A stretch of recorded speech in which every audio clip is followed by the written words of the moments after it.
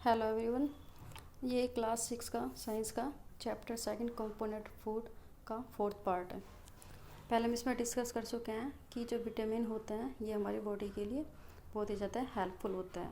अब है minerals are needed by our body in the small amount, each one essential for the proper. Minerals होते हैं वो भी हमारी बॉडी के लिए हेल्पफुल होते हैं, जो हमारी proper growth of body and maintenance good health के लिए हेल्पफुल होता है। Most food item usually have more than one nutrients, कि जो ज़्यादा से ज़्यादा जो खाने होते हैं ना वो एक से ज़्यादा न्यूट्रिएंट्स को भी रखते हैं। You may have notice this file the जो हमने टेबल 2.2 में ऑब्जर्व कर चुके हैं। However is the given raw material one particular nutrient में be present in the most large quantity than in the other, कि जो भी रॉ फूड्स होते हैं, जो भी रॉ मटेरियल्स होते हैं, उसकी सब्जियाँ होती है वो ज़्यादा न्यूट्रिएंट रखते हैं in comparison of others. For example rice has more carbohydrate than other nutrients, की जो राइस होता है, राइस के ऊपर चावल होता है उसमें ज़्यादा कार्बोहाइड्रेट होता है दूसरे न्यूट्रिएंट के कंपेयर में। Thus we say that rice is carbohydrate rich sources of food. यदि हम कहें कि किस में सबसे ज़्यादा कार्बोहाइड्रेट होता है तो वो हमारी राइस में होता है। ये भी एग्जाम में क्वेश्चन पूछा जा सकता है। Besides this nutrient our body needed dietary fibres, और ये न्यूट्रिएंट तो ज़रूरत होती है, इसके अलावा भी हमारी बॉडी को डाइटरी फाइबर्स की ज़रूरत होती है वो पानी की। Dietary fibres are also known as roughage, उसको क्या बोलते हैं, रफेज के नाम से भी जाना जाता है। Roughage is the mainly provided by the plant product in are food, कि जो हमारी रफेज होती है वो हमारी प्लांट्स के प्रोडक्ट से मिलती है जो हम खाने में यूज़ करते हैं। जैसे वोलगेन का मतलब होता है जैसे जैसे हमारे चावल हो गया, वो सॉरी हमारा गेहूँ हो गया, हमारा बाजरा हो गया, एंड प्लस दाल होगी, पोटैटो हो गया, फ्रेश फूड हो गया, vegetables mainly sources roughage. Roughage does not provide any nutrient to our body, ये हमारे में कोई न्यूट्रिएंट तो प्रोवाइड नहीं करता, but it essential component of our body and added to it is the blood. लेकिन ये वो एसेंशियल कंपोनेंट होता है जो हमें अपने फूड में ज़्यादा से ज़्यादा लेना चाहिए। जैसा सैलेड है, सैलेड कहते हैं ना कि सबसे ज़्यादा यूज करना चाहिए क्योंकि उसमें रफेज होता है। This help our body get rid of the undigested food, जो भी हमारी बॉडी में हेल्प करता है अनडाइजेस्ट, जो हमारे बिना पचा खाना होता है उसको बॉडी से बाहर निकालने में हमारी वो हेल्प करता है। अब देखो सम ऑफ द आयोडीन प्रोडक्ट क्या हो गया, जिंजर हो गया, ठीक है, फिश हो गया, स्पिंच हो गया, नमक हो गया। फिर हमारे फास्फोरस के कौन कौन से प्रोडक्ट हो गया, राइस हो गया, बनाना हो गया, मिल्क हो गया और दाल हो गया। Some source of iodine meat, इसको मीट जिसको इसमें लीवर कंपोनेंट होता है, एप्पल्स हो गया, गवावा हो गया, स्पिंच हो गया। फिर ये सभी क्या चीज़ क्या है, सम ऑफ सोर्स कैल्शियम में क्या होते हैं, एग और मिल्क हो गया। Water help our body to absorb the nutrient for body, कि जो वाटर होता है वो भी हमारा जो न्यूट्रिएंट होता है उस पूरे खाने को, जो भी हमारे फूड में से न्यूट्रिएंट होता है उसको एब्जॉर्ब करने के लिए। It also help in throwing out some waste from the body as the urine of the seed, मतलब ये क्या करता है कि जो भी हमारी बॉडीज़ में यूरिन के थ्रू हो गया, सीज के थ्रू हो गया, तो क्या करता है वेस्टेज को बाहर निकालने में हमारे हेल्प करता है। Normally we get most of water that our body needed from the liquid and drink, इसलिए हमें ज़रूरत होती है कि हम ज़्यादा से ज़्यादा लिक्विड चीज़ों को लें जिसमें वाटर इंक्लूड होता है, जैसे मिल्क, टी हो गया। In addition we add water to most cooked food, और हमें इसलिए करना चाहिए कि जो हमारा पका हुआ खाना वो ज़्यादा से ज़्यादा पानी वाला होना चाहिए। और उसमें एक्टिविटीज़ 3 है। Take a tomato on the food, like हमें क्या लेना है, टोमेटो लेना है या फ्रूट लेना है, कोई भी लेमन, कट इट इनटू, इसमें छोटे छोटे पीसेस में काटना है। Do you hand get wet while doing so, आप देखोगे कि जो भी हम इसमें काटेंगे, लेमन हो गया तो उसमें क्या होगा, बहुत सारे क्या होते हैं वाटर हमें फील होगा।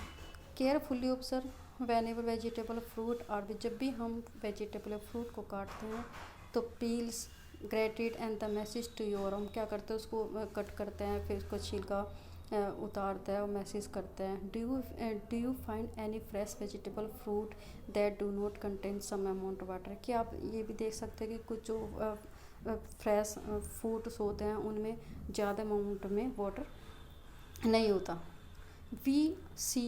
We see many food material them self content, बहुत सारे होते हैं जिसमें बहुत सारे वाटर होता है, लेमन वगैरह होता है। So some extent our body need it और मेट बाई दिस वाटर, इसलिए हमें क्या होता है ज़्यादा से ज़्यादा वाटर की ज़रूरत पड़ेगी होनी चाहिए। Apart from this we also add water while cooking many food, जब भी हम किसी खाने को पकाते हैं तो उसमें ज़्यादा से ज़्यादा हमें पानी को ऐड करके पकाना चाहिए। बैलेंस डाइट का मतलब क्या होता है?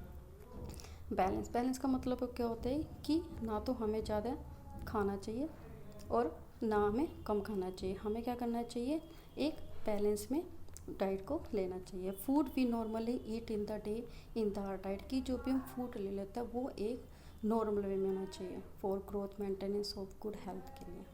Are diet should have all the nutrient that our body needed, इसलिए हमें वो डाइट लेनी चाहिए जो हमें पूरी तरह न्यूट्रिएंट प्रोवाइड करें हमारी बॉडीज़ के लिए इन राइट क्वांटिटी में। नो टू मच और one no too little of the, ना तो हमें ज़्यादा लेना चाहिए और ना ही हमें कम लेना चाहिए। The diet should also contain a good amount of roughage water, और जो भी हम खाना ले, जो भी हमें डाइट ले रहे हैं उसमें ज़्यादा से ज़्यादा रफेस वाले आइटम्स होने चाहिए, वाटर वाले होने चाहिए। Such as diet is called balance diet, उसको हम बैलेंस डाइट बोलते हैं। Do you think that people all the age need the same type diet, क्या आप ये ऑब्जर्व कर सकते हैं कि क्या सभी एज के लिए सेम तरह की डाइट की ज़रूरत होगी? What we need for a balance diet, हमें बैलेंस डाइट के लिए क्या करना पड़ेगा?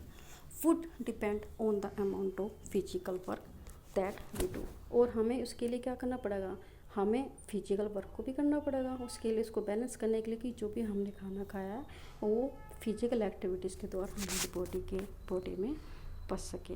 Prepare a chart and whenever you eat over a period of the week, check whatever all nutrient mentioned are the present in one other food item being eaten within a day। हमें क्या करना, एक chart बनाना पड़ेगा जिसमें weekly देखना पड़ेगा कि हमने कौन कौन सी चीज़ों को खाया और किस टाइप की खाया। Plus is groundnut, soybean, sprouted seed, moong, bengal gram and fermented food, south Indian food such idli, combination of the flour, missi roti, तेलफा made from the cereal, plus is banana, spinach, sattu, jaggery, available vegetable, other such food provide many nutrient, कि जो तरह से सारी चीज़ें होती है ये हमें अलग अलग तरह से बहुत सारे न्यूट्रिएंट को प्रोवाइड करती है। Therefore one can eat A balance diet without expensive food material, हमें जो भी खाना खा रहे हैं बैलेंस फूड है वो ज़्यादा एक्सपेंसिव मेटेरियल से नहीं बना होना चाहिए। Eating the right kind of the food is not enough, और ये बिल्कुल सही है कि हमें ज़्यादा नहीं खाना चाहिए। It should also be cooked properly so it is nutrient are not lost, और हमें खाने को इतना पकाना चाहिए ताकि उसके न्यूट्रिएंट को लॉस ना किया जाए। Are you aware the some nutrient get loss in the process of cooking and preparation, क्या आप जानते हो कि जो भी हम खाना बनाते हैं उसमें बहुत सारे क्या हो गए न्यूट्रिएंट्स लॉसेस हो जाते हैं। If the vegetable fruit are pass after cutting and the peels them, जब हम कोई भी सब्जियां या फ्रूट को कट करके या उसका छिलका उतार के क्या करते हैं, वॉश करते हैं, तो it may result it the loss, बहुत सारे विटामिन को वो लॉस कर देती है। The skin of many vegetables fruit contain vitamins और मिनरल्स, कि जो भी फूड होते हैं, वेजिटेबल्स होते हैं, फ्रूट होता है, उसमें की उसकी जो स्किन होती है उसमें बहुत सारे विटामिन और मिनरल्स होते हैं। इसलिए हम कहते हैं ना कि जैसे गवा हुआ खाना है आप उसको ऐसे कट करके खाओ ताकि जो उसके छिलके उसमें विटामिन मिनरल्स हमें मिल सके। Similarly repeated washing of the rice, और हमें क्या करना चाहिए, जो जैसे हम राइस को अच्छे से धोते हैं, प्लस मेरे भी some vitamin and the mineral present in them, उसमें क्या होता है विटामिन चले जाते हैं। इसलिए जो भी हम राइस प्लस इसको धोते हैं उसको और अच्छे से मतलब ज़्यादा रब करके नहीं धोना चाहिए, आराम से धोना चाहिए ताकि वो हमें मिनरल्स और हमारे लॉस ना हो सके।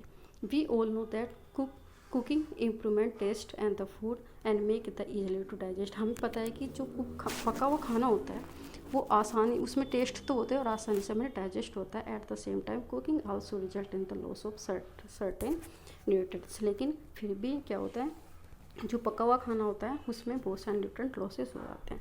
Many useful protein and considerable amount of minerals are lost if excessive water is the use during cook, यदि हम ज़्यादा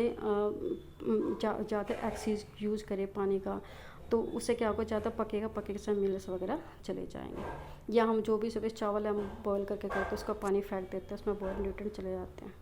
vitamin C get easily destroyed by heat during the cooking. ये विटामिन सी चला जाता है जब हम उसको पकाते हैं। Would it not be sensible to include some fruit and raw vegetable in diet, इसलिए हमें क्या करना पड़ेगा कि ज़्यादा ज़्यादा फ्रूट को लेना पड़ेगा और कच्ची सब्जी को हमें खाना पड़ेगा। भूजो थ्रूट that fat would be the best food to eat all the item. भूजो क्या है, भूजो सोचता है कि जो फैट होता है बहुत बहुत अच्छा होता है हमारे बॉडी के लिए। ऑल द टाइम एक कटोरी बाउल्स होता है fat will give the must more energy than एक कटोरी carbohydrate rich foods is eat. इसलिए वो क्या कर रहा है, ज़्यादा से ज़्यादा चीज़ों को खा रहा है। So he eats nothing but food rich in the fat. हमें वो खाना खाना चाहिए जो हमें क्या करें, न्यूट्रिएंट्स को प्रोवाइड करें, ना कि फैट को। जैसे फ्राई फूड लाइक समोसा, पूरी, स्नैक्स, मलाई, रबड़ी एंड द पेड़ा। यदि हम इन चीज़ों को खाएंगे तो उससे क्या होगा, हमें फैट मिलेगा। Do you thinks we was right? क्या आप सोचते हो कि क्या ये सही है? Not, of course not. It can be very harmful for us to eat too much fat rich food and we may end up the suffering from a condition like obesity. यदि हम ज़्यादा खाएंगे तो क्या होगा, हमारे शरीर को वो नुकसानदायक और में ओबेसिटी मतलब हमारा मोटापन आ जाएगा।